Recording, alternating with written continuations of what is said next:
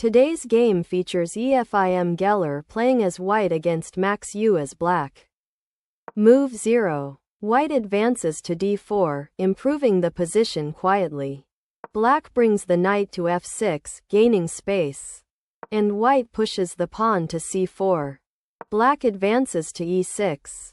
White brings the knight to c3. Black develops the bishop to b4. Now, white pawn to e3. Black advances to c5, improving the worst-placed piece. White plays a3. This move proves inaccurate and quite weak. Geller loses a crucial tempo by playing this move unprovoked. Black captures on c3, check. On move 5, white takes on c3. Black advances to b6. White bishop to d3. Black bishop to b7. White plays f3. A small but significant opening subtlety. Black substitutes b6n, b-flat 7 for the more usual nc6n, 0-0. And white, who failed to notice in time to react correctly with 7. Black develops the knight to c6. White knight to e2. Black castles short. White goes for kingside castle. Black brings the knight to a5, developing with tempo. We're at move 10. White advances to e4. Black plays nay8. Black retreats his knight to forestall the pin with 12, bg5. And to be able to answer f3 f4 with f7 f5, blockading the king's wing. White therefore secures f5 before advancing his f-pawn. White brings the knight to g3. Black takes on d4. White pawn takes on d4. Black moves the rook to c8. White pawn to f4. The idea behind this move is clear. Black knight takes c4. White pushes the pawn to f5. Black pushes the pawn to f6. White plays rf4. White's attack has become rather threatening. Black's previous move was necessary to forestall White's intention to push his pawn to f6. And then, after 16, Black plays b5, the beginning of a remarkable plan. Clearly, any defensive maneuvers on the kingside are foredoomed, since they involve pieces with an inconsequential radius of activity. But Black does have anoth.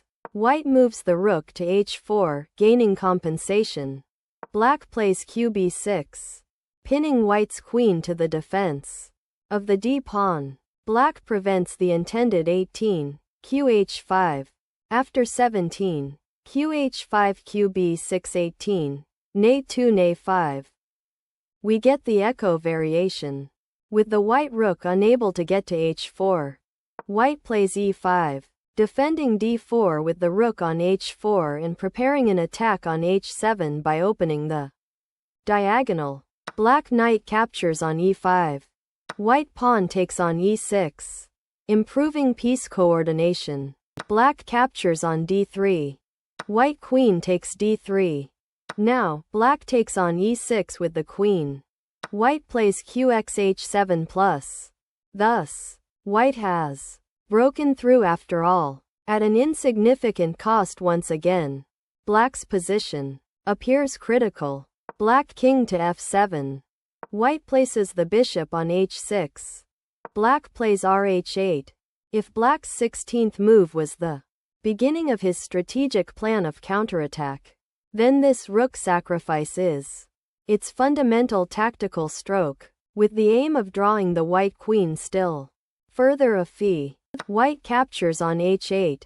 Black plays rc2, threatening mate in a few moves. 24, rg2+, 25, qc4+, etc. Detailed analysis, requiring more than just 1 week's time, showed that White could have saved himself from mate by finding a few only. White rook swings to c1, and Black captures on g2 and check. White king moves to f1, creating passed pawns. Black plays qb3, 24, d5. Would have stopped this. Now the attack wins. We're at move 25. White steps the king to e1. Black queen to f3. Efim Geller resigns. Max Euwe wins the game.